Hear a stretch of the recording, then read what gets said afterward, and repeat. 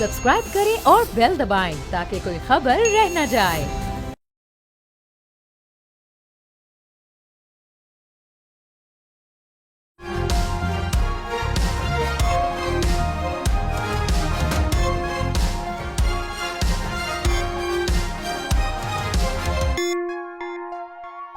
नाज़रीन अस्सलाम वालेकुम। तब्दीली विद डॉक्टर दानिश के साथ हाजिर है। आज हमारे साथ एक्सक्लूसिव मेहमान हैं जनाब JUI के सरबराह मौलाना फजल रहमान साहब। सर आपका बहुत शुक्रिया, आपने हमें टाइम दिया। बहुत शुक्रिया आपका भी। सर बात शुरू करूंगा कि 8 फरवरी 2024 का इलेक्शन आपने मुस्तरद कर दिया। अब आपने पशीन से बलूचिस्तान से अपनी तहरीक भी आगाज़ भी कर दिया है। ज़िमनी इलेक्शन आपने ऐलान कर दिया है कि आप उसमें शामिल नहीं होंगे। अपोजिशन और दीगर जमातों से आप बातचीत करेंगे इस इशू के ऊपर, तो आपका लाएअमल क्या है सर? आया ये जो इलेक्शन है जिसको आपने रिजेक्ट किया है, आप डिमांड करते हैं दूसरे इलेक्शंस की, या आपका मौक़िफ़ कुछ और है? बिस्मिल्लाहिर्रहमानिर्रहीम। दानिश साहब का बहुत बहुत शुक्रिया, आपने मुझे कुछ कहने का मौका इनायत फरमाया है। देखिए, एक पार्टी जब एक मौक़िफ़ लेती है तो कुछ वक्त लगता है आम आदमी के दिल व दिमाग में अपना मौक़िफ़ पहुंचाना, उसे समझाना, उनको एतमाद में लेना, कुछ उसकी तफसीलात के साथ कि गिरद पेश में हमारे वो कौन से हालात हैं कि जिसके तहत आज हम यहाँ पर पहुँचे हैं। तो ज़ाहिर है कि हम अभी एक अवेयरनेस पैदा करने के लिए आवाम में जा रहे हैं और बड़ा अच्छा रिस्पांस मिला है। जब हमने पशीन में जलसा किया, बावजूद कि वहाँ पर बारिशें थीं, सैलाब थे, रास्ते भी बंद थे, लेकिन बड़ा हुजूम वहाँ पर इकट्ठा हुआ। और परसों जब हमने यहाँ कराची में जलसा किया तो मेरा ख्याल में तारीख़ का बहुत बड़ा जलसा था जी, और आवाम ने बहुत बड़ी पजीराई इसको बख्शी। तो अब ज़ाहिर है कि हमें पेशावर भी जाना है और फिर मज़ीद अपनी पार्टी के लोगों से मशवरा करके मज़ीद अगला लाएअमल भी हमने तय करना है। तो ये तहरीक का मसला है और सियासी तहरीकें जो हैं वो ज़रा सोच समझ कर कदम उठाती हैं, आगे बढ़ती हैं।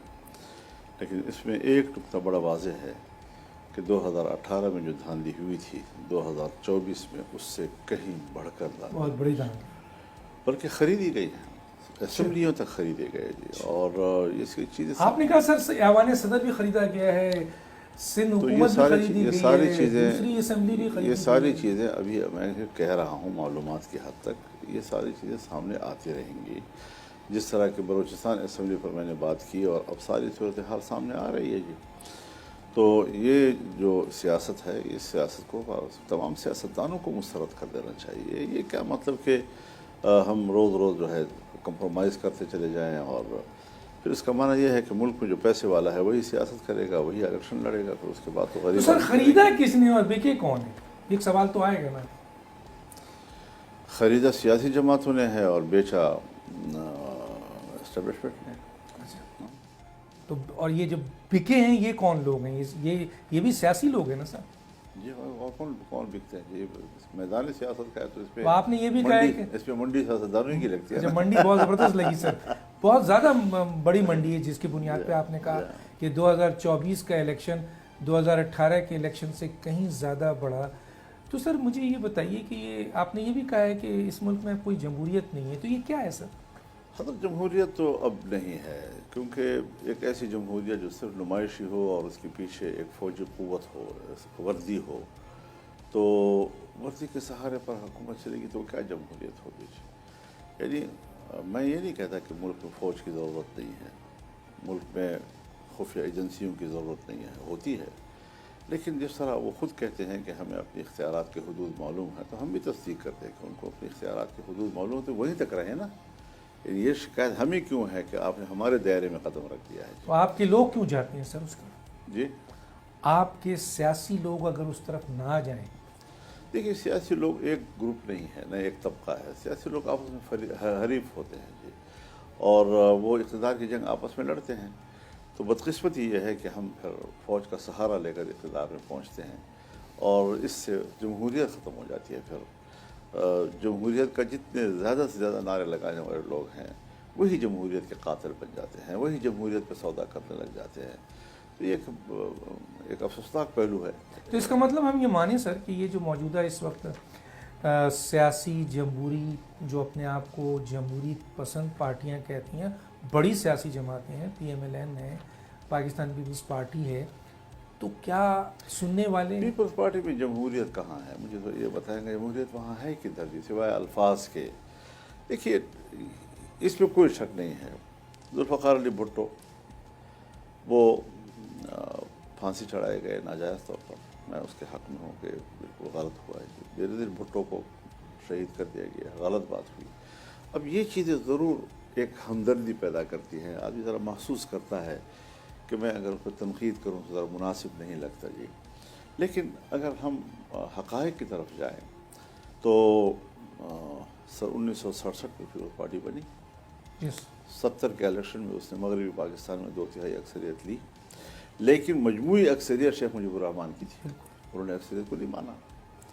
انہوں نے 2 پاکستان، 2 پارلیمنٹ، 2 وزیر اعظم، ادھر ہم ادھر تم، کس کے کہنے پہ لگائے جی؟ ظاہر ہے یہ خان تھا. تو ملک کہاں چلا گیا جی؟ تو ملک کے ٹوٹنے کی وجہ سر آپ یہ کہا تھا کہ پہلے وہ نعرے جو انہوں نے لگائے کیا وہ جمہوریت کی غمازی کرتے ہیں. پھر حکومتیں بن گئی بچے کچھ پاکستان میں. پھر بلوچستان اسمبلی کو توڑا، عوام کا نمائندہ ایوان تھا، اس اکثریت کو تسلیم نہیں کیا انہوں نے. پھر اس پر احتجاج کرتے ہوئے میرے والد صاحب نے استعفیٰ دیا. تو یہ ساری چیزیں جو ہیں وہ ان کی ابتدا ہے. جمہوریت کا آغاز، جمہوریت کا تعارف تو وہاں سے ہوا ہے.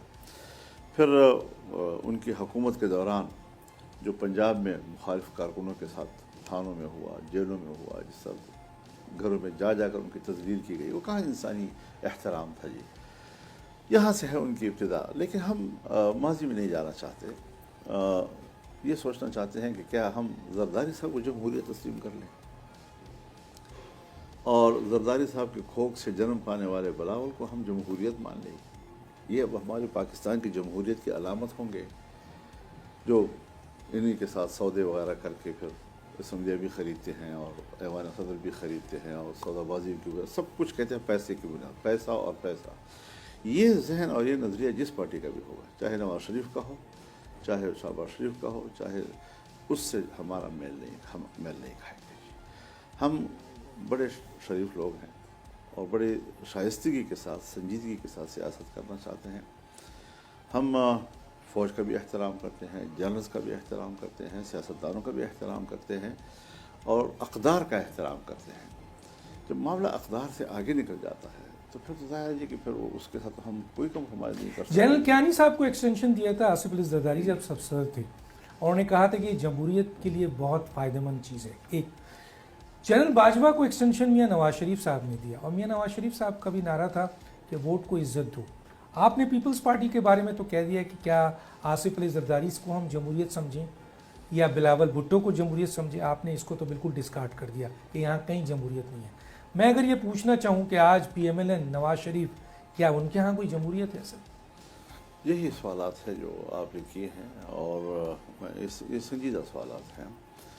کیانی صاحب جب ہم کو ایکسٹینشن دی گئی تو مجھے خود ان کے ایک سینئر جو ریٹائرڈ جنرل تھے مجھے بتایا کہ ہماری فوج میں یہ روایات نہیں ہے، یہ پہلی مرتبہ ہوا ہے اور ٹھیک نہیں ہوا ہے.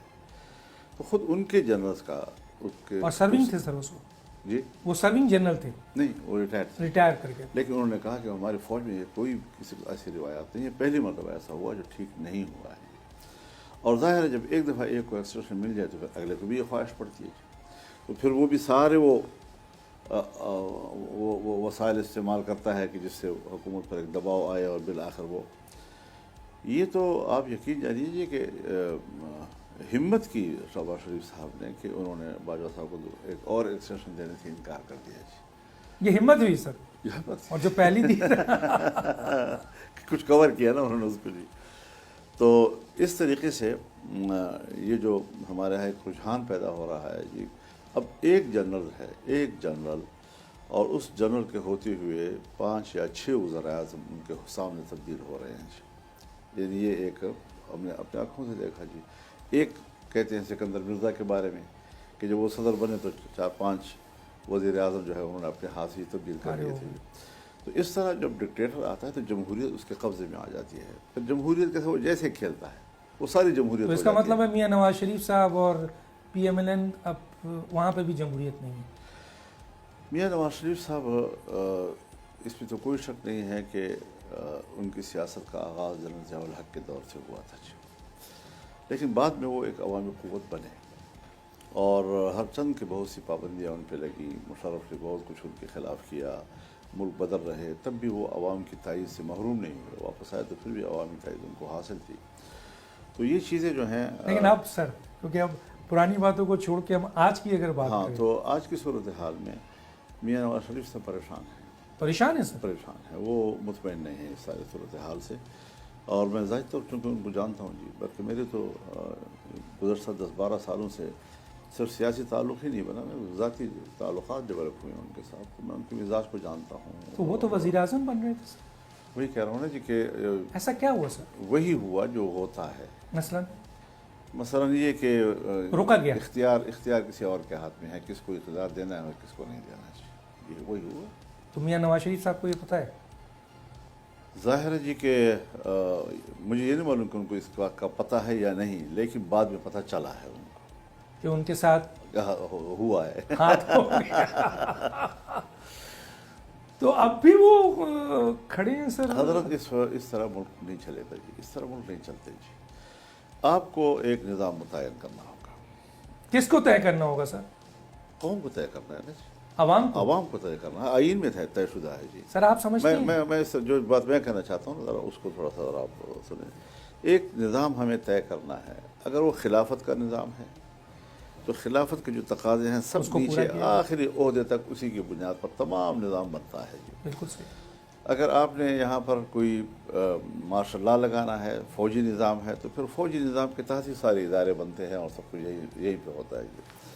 اگر آپ نے پارلیمانی نظام بنانا ہے تو پارلیمانی نظام کے جو تقاضے ہوتے ہیں اسی کے تحت پارلیمنٹ بنتی ہے، اسی کے تحت محکمے بنتے ہیں، اسی کے نیچے تمام نظام بنتا ہے۔ اگر صدارتی طرز حکومت ہے تو پھر صدارتی طرز حکومت کے تقاضوں کے مطابق سارا نظام بنتا ہے۔ جب ہم ایک دفعہ آئین میں طے کر چکے ہیں کہ یہ پارلیمانی طرز حکومت ہے اور یہاں پر چیف ایگزیکٹو پرائم منسٹر ہوں گے اور صدر مملکت ایک اعزازی منصب ہے ملک کا سب سے بڑا، جس کو وہ سپریم کمانڈر بھی کہلاتے ہیں اور ملک کا ایک آئینی نگران بھی کہلاتے ہیں، تو جب اس قسم کا نظام ہمارے ہاں ہے اور امراً اس طرح نہ ہو تو پھر یہ ٹکراؤ آتا ہے جی۔ پھر میں سمجھوں گا کہ میں تو آئین کے مطابق جا رہا ہوں، وہ کہہ رہے ہیں کہ جی آپ کو اتنے بڑے آدمی آ گئے کہ آپ اپنی مرضی سے جو ہے باتیں کرتے ہیں، اختیار تو ہمارا ہے، ہم جیسے چاہیں گے اس طرح کریں گے۔ تو جمہوریت یرغمال ہے، اور جمہوریت ان کی مرضی کے مطابق اگر چلے تو پھر جمہوریت ہے، ورنہ پھر اس کو ختم کرو۔ ٹھیک ہے ناظرین، ایک چھوٹا سا بریک لیتے ہیں پھر واپس آتے ہیں۔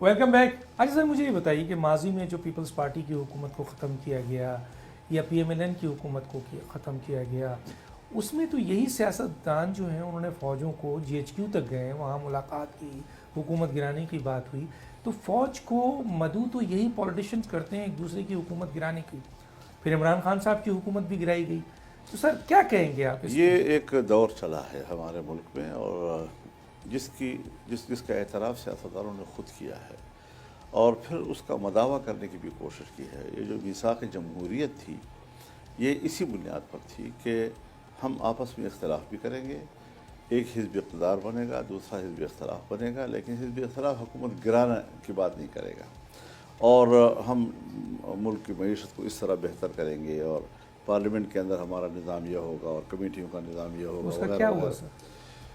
اس کے بعد ایک نئی فورس تیار کرنی پڑی ان کو، کس کو؟ عمران خان کی صورت میں جی، اور پھر اس فورس نے وہی کام کیا جو ماضی میں یہ ہم آپس میں خود کرتے رہے۔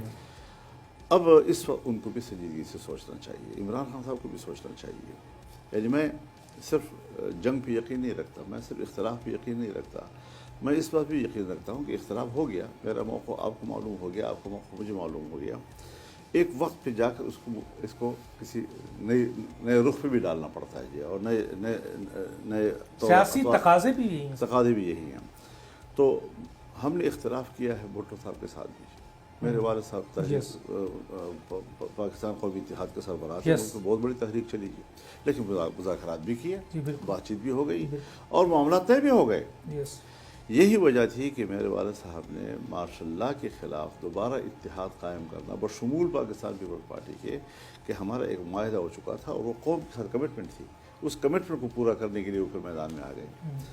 تو اختلاف کے اثرات تھے، سال ڈیڑھ سال تک وہ اس طرح نہیں کر سکتے تھے یہ، اور بعد میں پھر ان کو یہ اس طرف جانے کا فیصلہ کرنا پڑ گیا کہ ہم مزید ماشاء اللہ کو برداشت نہیں کریں گے اب، اور پھر ہم نے ایم آر ڈی میں بیٹھ گئے اور ہم نے تحریک چلائی اور جیلیں گزاری۔ یہاں یہ ممکن ہے سر کہ کیا پی ٹی آئی اور جے یو آئی کا اگر کسی ایک ایجنڈے پہ، جیسے ان کا ایجنڈا بھی ہے کہ یہ جو 2024 کا الیکشن ہے وہ دھاندلی ہے، سوال آپ کو بڑا اہم ہے، لیکن میں ذرا تھوڑا سا کچھ اس کی جزیات کی طرف جاؤں گا۔ دیکھیے اس وقت جو ان کا ہائی رینک ایک ڈیلیگیشن میرے پاس آیا تھا، اور ہم نے اپنی روایات کے تحت پورے احترام کے ساتھ ان کا استقبال کیا اور ان کو مہمانداری دی جو ہم سے ہو سکتی تھی، کیا مہمانداری ہوگی ہماری۔ تو ہم ابھی اسی بات پہ قائم ہیں، کیونکہ اس میں یہ ہمیں کہا گیا تھا کہ یہ ہم معاملات کو طے کرنا چاہتے تھے۔ ہم نے کہا جی کہاں سیاستدان کب نہیں طے کرنا چاہتا؟ اگر میں سیاسی آدمی ہوں، اگر میں جمہوری آدمی ہوں، تو پھر اختلافات کے لیے مذاکرات کرنے میں میرے لیے کوئی مذاکرہ نہیں ہونا چاہیے۔ اگر اختلافات کو دور کرنے کے لیے ایک ماحول ہم تیار کر سکتے ہیں تو پھر اس میں ہمیں کوئی جھجک نہیں ہونی چاہیے سیاستدان کو۔ تو ہم اسی بات پہ قائم ہیں، لیکن آپ بھی دیکھ رہے ہیں اور میں بھی دیکھ رہا ہوں کہ پی ٹی آئی اس وقت کوئی ایک پیج پہ نظر نہیں آ رہی، اور مختلف لوگ ہیں جو روزانہ کوئی منفی بیان دے کر تو وہ سبوتاش ہو جاتا ہے، سبوتاش کرنے کی جیسی کوئی کوشش کر رہے ہیں۔ تو میں اپیل کروں گا ان کی اس قیادت سے کہ جس کے جو تشریف لائے، اور ہم ابھی تک پابند ہیں کہ اگر بات آگے بڑھانی ہے تو پھر اپنے صف کو جو ہے ایک کر لیں، ایک پیج پہ آ جائے سارے، صف کو بھی ایک کریں اور موقف کو بھی ایک، تو تبھی جا کر ہم ایک اچھی گفتگو کر سکیں گے، تاکہ چیزیں جو ہیں وہ اب حل ہونے کی طرف جائیں نا اور رکے نہ رہیں۔ لیکن اگر وہ ایک پیج پہ نہیں ہے، کبھی ادھر سے ہم پہ حملہ ہو جاتا ہے، کبھی ادھر سے ہم پہ حملہ ہو جاتا ہے، اور روزانہ نت نئے بیانات آ جاتے ہیں جس سے خود ان کے لوگ بھی پریشان ہو جاتے ہیں۔ تو ان سے یہی ہماری اپیل ہوگی کہ وہ پہلے اپنے صف کو ایک کریں، یکسوئی پیدا کریں، اور یہ جو مختلف لوگ مختلف باندھ کی بولیاں بول لیتے ہیں ان کو کم از کم کنٹرول کیا جائے، تبھی میرے خیال میں ہم ایک نتیجہ خیز گفتگو کر سکیں گے۔ اچھا سر، کیا یہ آپ ہی مانتے کہ ان کا جو لیڈر ہے، مین لیڈر ان کے اس وقت جیل میں ہے، ظاہر ہے وہ رابطے میں تو نہیں ہے، جو لوگ بھی، اور سیاسی ان کی جو تنظیم ہے کافی ٹوٹ چکی ہے، اور بہت سے لوگ اس وقت جو ہے وہ سیاست کا حصہ بھی نہیں ہے، ان میں ظاہر ہے وکلا لوگ آئے اور انہوں نے سنبھالا ہے اور پارٹی کو، تو مختلف قسم کے لیڈرز پیدا ہو گئے ہیں، اور کچھ ایسے لوگ بھی ہیں جو بہت سلجھے ہوئے لوگ بھی ہیں۔ تو ایسی جماعت کو جو کہ جن کا لیڈر جیل میں ہو اور جس کی پوری تنظیم توڑ دی گئی ہو، اور جو اس وقت لیڈرشپ کی کرائسس میں ہو، سیکنڈ تھرڈ پولیٹیشنز بھی، تو وہاں پر تو اس قسم کے حالات فقدان پیدا ہوں گے۔ لیکن پی ٹی آئی میں چند ایسے لوگ جو اہم ترین لوگ آپ کے پاس آئے تھے، تو کیا ان سے کوئی شکایت ہے آپ کو، ان کے اسٹیٹمنٹ سے کوئی؟ نہیں، جو میرے پاس آئے تھے ان سے شکایت نہیں ہے، جو میرے پاس نہیں آئے ان سے کبھی کبھی کوئی ایسے بیانات سامنے آ جاتے ہیں۔ دیکھیے جہاں تک لیڈرشپ کی ان کا جیل میں رہنے کا تعلق ہے، دیکھیے وہ زندہ ہے، ایسا نہیں ہے کہ وہ اگر جیل سے ایک پیغام بھیجتا ہے تو اس کو قبول نہیں کیا جاتا، اور جیل میں ہوتے ہوئے اپنے کارکن جذباتی طور پر بھی ان کے ساتھ ہوتا ہے۔ تو جو باہر قیادت ہے ان کے لیے ان سے رہنمائی لینا کوئی مشکل کام نہیں ہے۔ اب کیا وہ رہنمائی لے کر آپ کے پاس نہیں آئے ہوں گے؟ یہ تو انہوں نے کہا تھا کہ ہم ان کے رہنمائی لے کے آئے، اس کا مطلب ہے عمران خان کے اس میں لچک تو آیا نا سر؟ بالکل ٹھیک ہے جی، اس میں میں کوئی انکار نہیں کر رہا ہوں جی، لیکن میرے نزدیک دو چیزیں ہیں جی، ایک ہے ان کی گرفتاری کا قانونی پہلو، ایک ہے ان کی گرفتاری کا سیاسی پہلو۔ اب قانونی پہلو تو عدالت جانے، وکلاء جانے، مدعی جانے، مطالعے جانے، اس سے تو میرا کوئی واسطہ نہیں ہو سکتا. لیکن سیاسی لحاظ سے تو میں بہت پہلے سے، الیکشن سے بھی پہلے میں کہتا رہا ہوں کہ مجھے مزہ نہیں آ رہا جب میں ان پہ تنقید Yes کرتا sir، ہوں. یہ وہ آپ جیل نے میں ہے اور میں باہر ہوں. ایسا مقابلہ مزہ نہیں آ رہا. لیکن یہ اس وقت جب ان کے لوگوں نے کوئی رابطہ نہیں کیا تھا. جی اب تو رابطہ بھی ہو گیا ہے، تو اب تو صورتحال زیادہ موضوع ہوتی جا یہ رہی سر ہے. یہ ممکن ہے، میں بہت واضح سوال کر رہا ہوں کہ اگر سلجھی ہوئی کوشش ہو اور ایک ایجنڈے پہ، کیونکہ آپ نے اپوزیشن کے ساتھ اتحاد کرنے پہ بات کی ہے، اس موجودہ جو اس وقت الیکشن میں دھاندلی کے حوالے سے ایک اپوزیشن اتحاد بن چکا ہے، آپ اس کا ابھی حصہ نہیں ہیں، آپ ان سے بات کرنے کو تیار ہیں. اگر پی ٹی آئی کی سنجیدہ کوشش ہوتی ہے اور اس 2024 کے الیکشن کے لیے وہ ایک سنجیدہ کوشش کرتے ہیں، تو جے یو آئی اور پی ٹی آئی کا اتحاد ہو سکتا ہے ایک ایجنڈے پہ سر؟ یہ فوری طور پر یہ کہہ رہے ہیں کہ ہو سکتا ہے یا نہیں ہو سکتا، شاید یہ قبل از وقت ہو، لیکن اس کے لیے یہ کوشش کی جا سکتی ہے. کوئی راستہ بند نہیں ہے. راستہ بند نہیں ہے. اچھا سر، میں یہ پوچھنا چاہوں گا، جس طرح بھی آپ نے کہا کہ عمران خان صاحب کے کچھ قانونی پہلو بھی ہیں، کچھ سیاسی پہلو بھی ہیں. نواز شریف صاحب کا ہم نے دیکھا کہ اس ملک میں عمر قید ان کو ملی اور 25 سال ان کو تایات نااہل کیا گیا. وہ اس وقت پھر اس ملک کے وزیر اعظم بنے. عدالتیں بھی موجود تھیں، اسٹیبلشمنٹ بھی موجود تھی، قانون بھی موجود تھا، سب کچھ تھا. پھر ہم نے دیکھا کہ جناب تاحیات نااہل ہوئی، 10 سال ان کو سزا ہوئی، پھر ایبسکانڈر ہوئے، اس کے بعد پاکستان آئے، جیل جائے بغیر ان کے سارے مقدمات ختم ہو گئے، وہ وزیر اعظم کے کینڈیڈیٹ ہو گئے. پوری دنیا کو یہ تاثر تھا کہ وزیر اعظم بننے جا رہے ہیں. تو عمران خان کے جو اس وقت کئی کیسز، مثلا 150 سے زیادہ کیسز بنے ہوئے ہیں، لوگ سننا چاہیں گے، میں آپ سے پوچھنا چاہتا ہوں، تو کیا آپ سمجھتے ہیں کہ سر یہ سب کیسز بنے ہیں یہ واقعی قانونی کیسز ہیں، یا یہ بھی اسی طرح سے جو میاں نواز شریف صاحب کو یا دوسرے سیاستدانوں کو دیا گیا، یا ذوالفقار علی بھٹو کو یا بے نظیر بھٹو صاحبہ کو عدالتوں میں گھسیٹا گیا، یہ بھی اسی قسم؟ میں خود ایک مہینہ پہلے لاہور میں اپنے وکلاء کنونشن سے خطاب کرتے ہوئے میں نے یہ باتیں کہی تھی. اچھا. کہ اب اس کا کیا مطلب ہے کہ اگر اسٹیبلشمنٹ چاہے کہ فلاں آدمی کو ہم نے وزیر اعظم بنانا ہے تو ایک ہفتے میں 100 مقدمات ختم ہو جاتے ہیں اور ضمانتیں ہو جاتی ہیں اور معاملات ٹھیک ہو جاتے ہیں. اور اگر اسٹیبلشمنٹ کا یہ ایجنڈا ہو کہ فلاں کو ہم نے قید کرنا ہے اور اس کو وزارت سے ہٹانا ہے تو ایک ہفتے کے اندر 100 مقدمے تیار ہو جاتے ہیں. اب یہ عدم توازن جو ہمارے ہاں ہے اس کو پبلک نوٹ کرتی ہے جی، کہ کیا اتنا جلدی انصاف کی بنیاد پر ہوتا ہے جی؟ کہیں پر تو نسلیں گزر جاتی ہیں، ان لوگوں کے مقدمات پڑے ہوئے ہیں. عام آدمی بیچارہ کرایہ نہیں رکھتا کہ وہ عدالت میں روزانہ آتا جاتا رہے، اور پتہ نہیں کوئی 20 سال 25 سال 30 سال کے مقدمات ہیں. لیکن یہاں پر اتنی تیزی کے ساتھ پیشیاں بھی اور فیصلے بھی اور رہائیاں بھی اور پھر پیشیاں بھی اور گرفتاریاں بھی، ساری چیزیں جو ہے وہ اتنی تیزی میں ہو جاتی ہیں. اس کا معنی یہ ہوتا ہے کہ پیچھے ایک طاقتور ادارہ ہے جو سب کچھ کو اپنے ہاتھ میں رکھے ہوئے ہیں، اور عدالتیں بھی ان کے کنٹرول میں ہوتی ہیں، انہی کے مطابق فیصلے دیتی ہیں. تو پھر عدالت جب کوئی بڑی بات کرتی ہے نا تو ہمیں ہنسی آ پڑتی ہے، وہی مہربانی کرو حدود کرو جی. تو آپ سمجھتے ہیں سر یہ سیاسی کیسز بھی، یہ بھی سیاسی کیسز ہیں؟ مینج ہوتے ہیں کیونکہ ابھی دیکھیں نا سر، 14 سال کی سزا جو ہے وہ ایک منٹ میں ختم کر دی گئی. اچھا سر یہ بتائیں، 9 مئی کے سلسلے میں پی ٹی آئی کا موقف یہ ہے کہ اس پہ جوڈیشل کمیشن بنایا جائے، آپ اس موقف کی تائید کرتے ہیں؟ دیکھیے بنیادی بات یہ ہے، اس پر میں ذرا سیاسی حوالے سے تبصرہ کرنا چاہوں گا. یقیناً فوج کی چھاونیاں، ایئرپورٹس اور فوجی مراکز، ان پر حملہ کرنا یہ بالکل ایسا ہی جیسے آدمی ریاست پہ حملہ کرتے، اور خدا نہ کرے ایسی کوئی نوبت آئے سیاست میں کہ ہم اس قسم کی حرکتوں کی طرف جائیں. ادارے کا بھی احترام ہے اور ان کی ناگزیر حیثیت سے بھی انکار نہیں ہے، لیکن پھر آئین کے تحت ہر ایک کے اپنے دائرے اور حدود ہیں.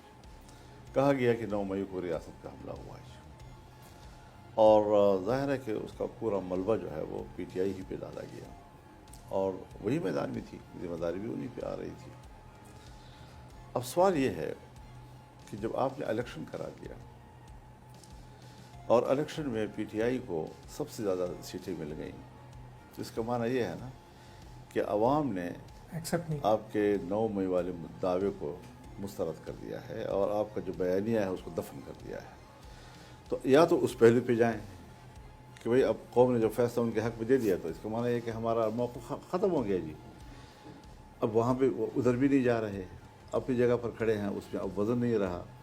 تو یہ ساری چیزیں جو ہیں سیاسی لحاظ سے اس کو ہمیں دیکھنا پڑتا ہے کہ کیا ہوا، اس پر کیا ایکشن لیا گیا، کیا لینا چاہیے تھا۔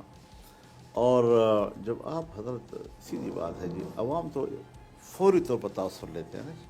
ابھی ایک بات اگر آپ کی میڈیا میں چل پڑتی ہے اور تمام چینلوں پہ آ جاتی ہے، شام کو قوم کا ذہن کچھ اور ہوتا ہے جی، اگلی صبح اگر کوئی اور بات آ گئی اسی طریقے سے تو پھر ذہن اور ہوتا ہے جی۔ اب آپ مجھے بتائیں کہ جب میاں نواز شریف صاحب آتے ہیں اور ان کو پتہ ہے ان مقدمات کا بھی قوم کو کہ بھئی وہ یہ مقدمے 14 سال 25 سال وغیرہ قید وغیرہ، یہ ساری چیزیں لوگوں کے ذہن میں ہیں، اور ایک دم سے آتی ہے ایک ہفتے کے اندر فلاں بھی ختم، فلاں دفعہ ختم، اس میں ضمانت، تو اس سے ضرور ان کی شخصیت پر منفی اثر پڑ رہا تھا۔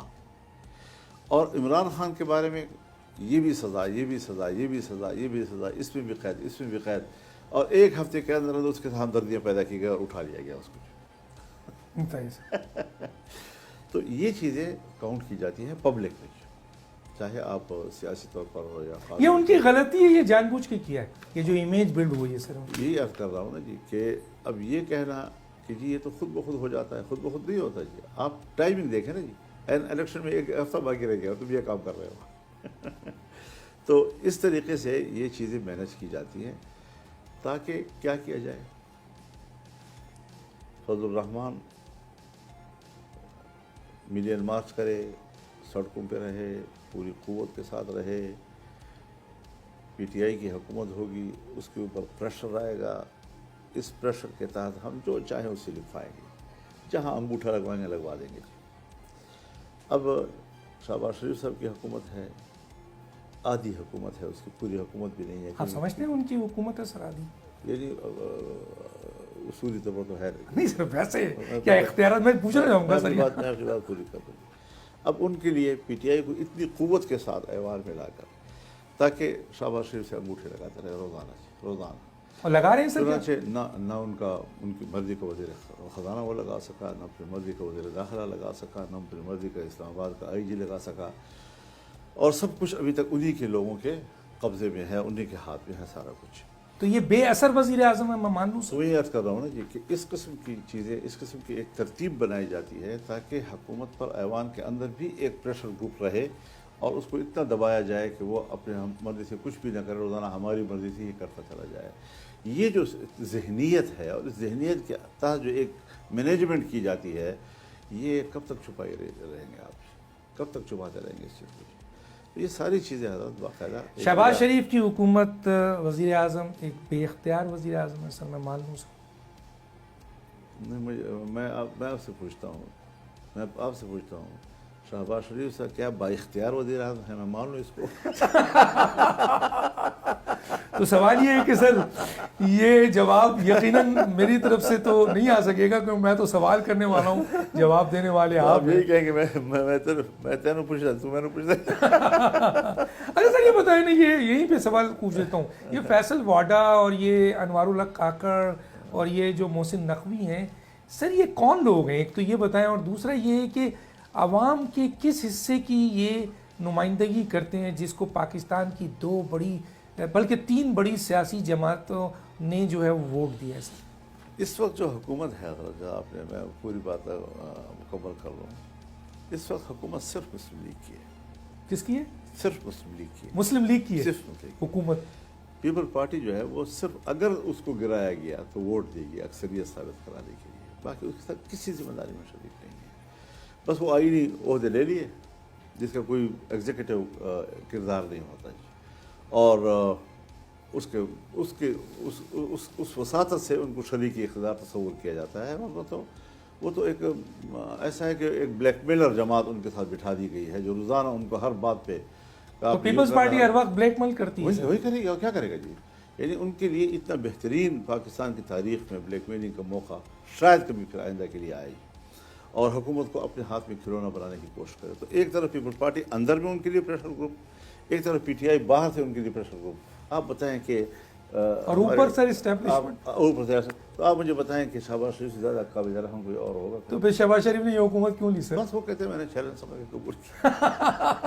ارے سر یہ جملہ کیا آپ سمجھتے ہیں کہ پاکستان پیپلز پارٹی نے تمام آئینی اہم عہدے, صدر کا عہدہ جسے آپ کہتے ہیں کہ جی خریدا گیا, بلوچستان کی حکومت, چیئرمین سینٹ, اب گورنرز بھی آ رہے ہیں, بلکہ آپ کے علاقے کے لوگ گورنرز لگ گئے ہیں, اور جو آ رہے ہوئے لوگ علاقے کے لوگ نہیں,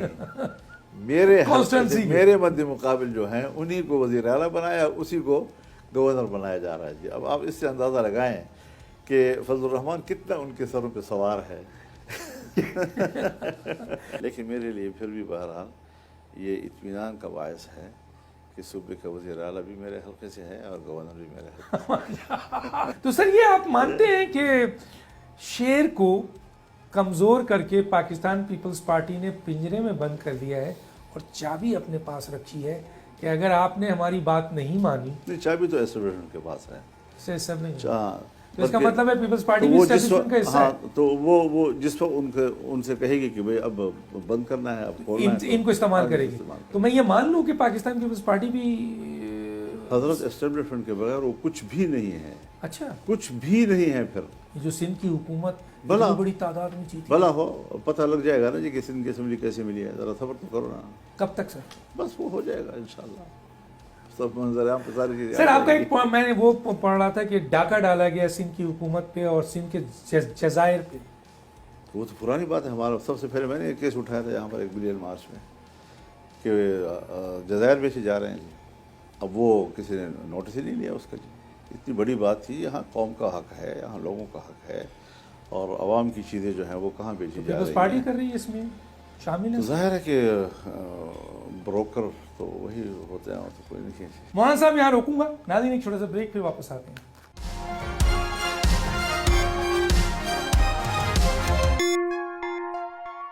ویلکم بیک. اچھا سر یہ بتائیں کہ یہ جو آپ عوام میں جا رہے ہیں سر, عوام کی آپ کے اپنا کیس لے کے, آپ نے کہا پارلیمنٹ میں اسٹیبلشمنٹ کے لوگ بیٹھے ہوئے, یہ عوامی نمائندے نہیں ہیں, آپ کا اسٹیٹمنٹ میں پڑھ رہا تھا, اس لیے ہم عوامی اسٹیبلشمنٹ میں جا رہے ہیں. تو اگر آپ اس تحریک کے ساتھ عوامی اسٹیبلشمنٹ میں جائیں گے, جو کہ پہلے بھی عوام نے ووٹ اپنی طاقت سے کسی اور کو دیا لیکن نکلا کہیں اور, تو عوام کی تو کوئی حیثیت نہیں ہے سر موجودہ سسٹم میں. یہی مسئلہ ہے کہ عوام کو جب اتنا کمزور کیا جاتا ہے تو کوئی تو اس کو دوبارہ طاقتور بنائے گا, دوبارہ ان کے اندر یہ احساس تو ڈالے گا کہ آپ کو ہمیشہ کیوں لوٹا جا رہا ہے. اگر یہ ووٹ جیسے علماء کرام کہتے ہیں کہ یہ شہادت ہے, کوئی کہتا ہے یہ امانت ہے, کوئی کہتا ہے یہ بیعت ہے, تو یہ تو نہ, اگر یہ امانت ہے تو خیانت کے علاوہ اس پہ اور کوئی چیز نہیں رہی, اگر یہ شہادت ہے تو پھر جھوٹ کے علاوہ اس کا کوئی اور نام نہیں دیا جا سکتا, بیعت ہے تو لوگ آپ کے نام پہ بیعت کر رہے ہیں, جب بکسا کھلتا ہے تو سارے میرا نام پر ہوتے ہیں. اب یہ کون سا عوام ہے, پھر کس طرح کا عوام ہے؟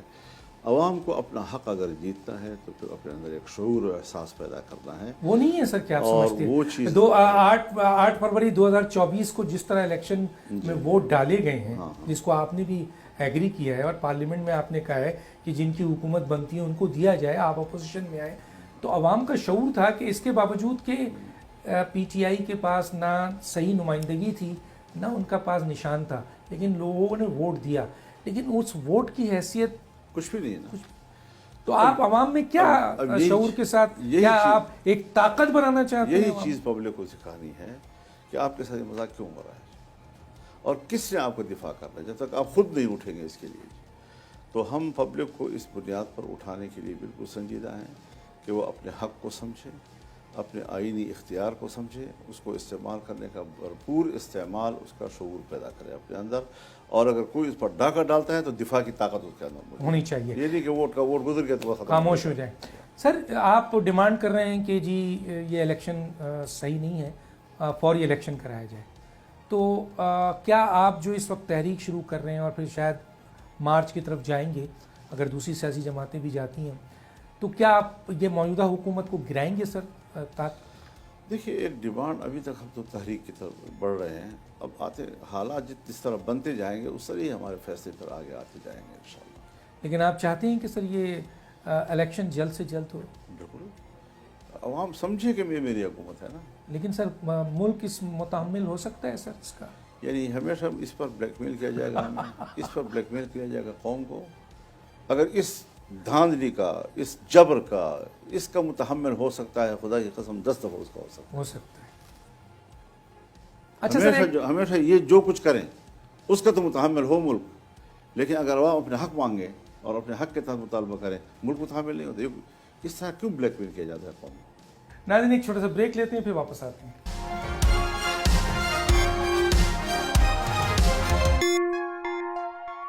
Welcome back. آج سر ایک بہت اہم سوال پوچھنا چاہتا ہوں آپ کی موجودگی کا فائدہ اٹھا کے. عمران خان صاحب کی حکومت کو جو گرایا گیا، کچھ سیاسی لوگوں کا کہنا ہے کہ یہ حکومت کو غلط گرایا گیا، نہیں گرانا چاہیے تھا. اور اس حکومت کو کس نے گرایا سر؟ آپ تو اندر سے سب سے واقف تھے، پی ڈی ایم کا حصہ بھی رہے آپ. آپ کا اس سوال کا مقصد کیا ہے؟ پہلے یہ مجھے میرا تو سیدھا سادہ مقصد ہے کہ یہ کہ عمران خان کی حکومت کو گرایا گیا ہے یا واقعی دیکھیے مجبوری ہو. میں صرف اصول کی بات کروں گا. جب میں ایک حکومت کو تسلیم ہی نہیں کر رہا تھا تو پھر جس نے بھی گرایا ہے میرے خیال میں وہ ٹھیک تھا. آپ نے تو سر پہلے دن سے کہا، اور ہم تو ابتدا دن سے کہہ رہے تھے. لیکن گرایا کس نے سر؟ یہ تو بتا دیں، آج بتا دیں سر لوگوں. دیکھیے اگر فوج پیپلز پارٹی سے یہ نہ کہلواتی کہ عدم اعتماد کی طرف جاؤ تو پھر یہ راستہ کون لیتا ہے؟ اس کا مطلب ہے کہ پیپلز پارٹی اور فوج نے مل کے اور مسلم لیگ نون اس کا سے منوا لیا. مصیبت تو ہی تھی نا جی. اور اگر ہم انکار کر لیتے تو پھر ہم پہ الزام لگاتے کہ بھئی آپ نے عمران خان کو بچا لیا. ان حالات کی بات ہے. میاں نواز شریف صاحب کا مستقبل اب کیا دیکھ رہے ہیں سر آپ؟ سیاسی مستقبل دیکھیے یہ ان پہ ڈیپینڈ کرتا ہے. اگر انہوں نے مضبوط فیصلے لیے، عوام کی خواہشات کے مطابق لیے، عوام کے نبض پہ ہاتھ رکھ کر لیے، تو یقیناً وہ ایک اچھی تبدیلی کی طرف ملک کو لے جا سکتے ہیں. لیکن یہ ہے کہ سب مصیبتیں انہی کے گردن میں پھندے کی طرح ڈال دی گئی. وزیر اعظم اگر ہے تو ان کا بھائی ہے، پنجاب اگر ہے تو ان کی بیٹی ہے، تو ان کو بھی اسی طریقے سے ایسے جکڑ دیا گیا ہے کہ وہ فوری طور پر شاید اتنا بڑا سٹیپ لینے کی پوزیشن میں نہ ہوں. لیکن انشاءاللہ ہم ان کی کمی پوری کریں گے. انشاءاللہ آپ پوری کریں گے. لیکن سر آپ یہ سمجھتے ہیں کہ میاں صاحب کا جو ایک بڑا نعرہ تھا ووٹ کو عزت دو، وہ اس وقت مثلا اس وقت وہ ختم ہو گیا جب انہوں نے جنرل باجوہ کو ایکسٹینشن دیا تھا، اور اب جو موجودہ اس طرح کی حکومت کو ایکسیپٹ کیا، کیونکہ بہرحال شہباز شریف پہ تو الزام نہیں جائے گا تو پی ایم این این کی سربراہ پہ جائے گا نا سر، جو اتنی پابندیوں، اتنی بلیک میلوں اور اتنے مسائل، اور آپ کہہ رہے ہیں کہ حکومت اس طرح کی ہے. تو ظاہر ہے اس کا جواب وہ خود ہی شاید کسی وقت دیں گے. اور یہ ساری چیزیں ہوئی ہیں، اکٹھے تھے سارے. ہم نے تو ان کو بھی کہا تھا کہ ایکسٹینشن نہ دیا جائے، لیکن دے دی گئی. کیا کر سکتے ہیں ہم. اور وہ تو پھر اگلی ایکسٹینشن بھی مانگ رہا تھا نا، اگلی ایکسٹینشن بھی مانگ رہا تھا. اور وہ تو کہتے ہیں سر میں نے تو ایکسٹینشن کے لیے کبھی کوشش نہیں ہے، وہ ہمیں پتہ ہے. تو یہ جو بیان دے رہے تھے وہ یہ بیان جو ہے وہ ہمیں معلوم ہے سارا. تو سر اب میں ظاہر ہے اب ہم آخری اس پہ جا رہے ہیں، تو میں یہ پوچھنا چاہوں گا سر کہ ماضی میں آپ نے ملین مارچ کیا، اور بڑا کامیاب ملین مارچ تھا، اور آپ چاہتے تو اس وقت کی حکومت کو بھی گرا سکتے تھے، لیکن پھر ہم نے دیکھا سب ختم ہو گیا. اب آپ لوگوں میں موٹیویشن لا رہے ہیں. لوگ کراچی کا جلسہ دیکھ کے، پشین میں بھی بارش کی موجودگی میں، ہمیں امید ہے کہ 9 مئی میں پشاور کا جلسہ بھی آپ کا، لاہور میں بھی آپ جلسے کرنے جا رہے ہیں. اور وہ جو جگہ ہے جو آپ کہتے ہیں کہ اب مولانا اس کو سامنے لے آئے گا، اور یقیناً یہ چیز نظر آتی ہے، آپ کے پاس اسٹریٹ پاورز بھی ہے، عوامی سپورٹ بھی ہے. تو کیا یہ جو تحریک ہے یہ آپ کا کسی ایک خاص پریشر تک رہے گی یا اس کے کچھ اصولی آپ کو ٹارگٹ بھی حاصل کرنا پڑے گا؟ دیکھیے، تحریکوں کا جو مقصد ہوتا ہے وہ کوئی آئین سے باہر جانا نہیں ہوتا جی، اور نہیں ہم نے کوئی ایسی بات کی ہے کہ ہم آئین سے یا قانون سے باہر جائیں گے. جس طرح ہم پرامن تھے اسی طرح پرامن رہیں گے. کوئی ہمارا ساتھی وہ تشدد کی طرف نہیں جائے گا، کسی بھی جلسے میں نہیں جائے گا، نہ تشدد کو ہم اپنے صفوں میں آنے دیں گے اور نہ ہی ہم کسی پرتشدد نظام کی طرف جائیں گے جی. ہم عدم تشدد والے ہیں، آئین و قانون کی پاسداری کرنے والے ہیں اور اس پر پھر پورا بھی اترتے ہیں. ایسا بھی نہیں کہ ہم صرف زبانی ایک بات کہتے ہیں. ہم نے گزشتہ جو حکومت تھی اس میں کوئی 14 یا 15 ملین مارچ کیا، آزادی مارچ کیا، 14 دن ہم اسلام آباد میں بیٹھے رہے، لیکن کوئی پتہ تک نہیں ٹوٹا جی، کوئی گبلا نہیں ٹوٹا اس میں جی. اور آپ چلے بھی گئے سر خاموشی سے، اور پی ایم ایل این اور پیپلز پارٹی نے آپ کے ساتھ دھوکہ بھی کر دیا سر. سب باتیں آپ کی بجا ہیں کہ انہوں نے اس حد تک ساتھ نہیں دیا جس تک اور جس حد تک ہم نے ساتھ دیا ان یس اس حد تک بھی انہوں نے ساتھ نہیں دیا کہ اس حد تک تو ساتھ دیتے ہیں.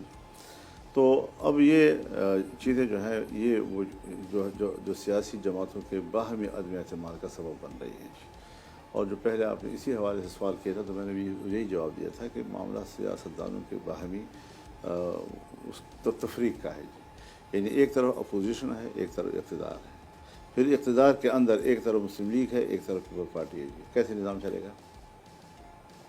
پھر آپ کا ایک صوبہ جو ہے وہ ایک انتہا پہ ہے پی ٹی آئی کے پاس، دوسرا صوبہ دوسری انتہا پہ ہے مسلم لیگ نون کے پاس. پیپل پارٹی چلو بین ہو جاتی ہے جی. تو سر کیا یہ بہتر نہیں ہے جیسے آپ نے ڈیمانڈ کیا ہے کہ جس کی اکثریت ہے اس کو حکومت دے دیجیے؟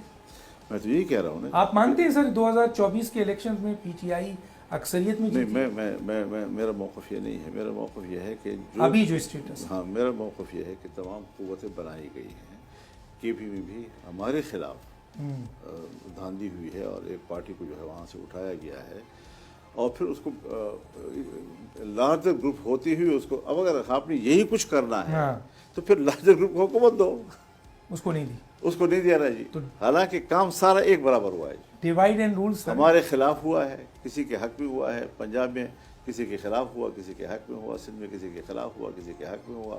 بلوچستان میں کچھ اور طریقے سے، کے پی میں کچھ اور طریقے سے. تو مرکز اور صوبوں ہر جگہ دھاندلی ہوئی ہے سر، ہر جگہ دھاندلی. اچھا سر آخری سوال ہے. ہم تو سر صدر پی ایم ایل این کے لوگوں سے معلوم ہوتی تھی، بات بھی ہوتا تھا کہ صدر پاکستان کے لیے مولانا فضل الرحمان صاحب پی ایم ایل این کے اور میاں نواز شریف صاحب کے فیوریٹ ہیں. تو سر یہاں پہ بھی میاں صاحب؟ نہیں، میرا خیال میاں صاحب اگر میں کینڈیڈیٹ ہوتا تو میرے ساتھ ہوتے، لیکن ان کو اس قابل ہی نہیں چھوڑا کہ وہ کچھ اور سوچ سکیں. خود کو وزیر اعظم نہیں بنا سکے تو وہ جس طرح وہ سوچ رہے تھے یا ہمیں جو توقع تھی ان سے، اس قابل بھی تو نہیں چھوڑا نا. نہیں چھوڑا ان کو. بہت شکریہ سر. آپ بہت سی تشنگی رہی سوال، لیکن ٹائم بہت کم ہے، آپ مصروف ہیں. پھر کسی اسٹیج پہ بات کریں گے انشاءاللہ. آپ کی تحریک آگے جائے گی، ہم بھی اس پہ ساتھ آپ کے ساتھ رہیں گے. ناظرین، یہ تھے مولانا فضل الرحمان صاحب. گفتگو آپ نے سنی، وقت ختم ہو جاتا ہے. ڈاکٹر دانش کو اجازت دیجیے. اللہ حافظ.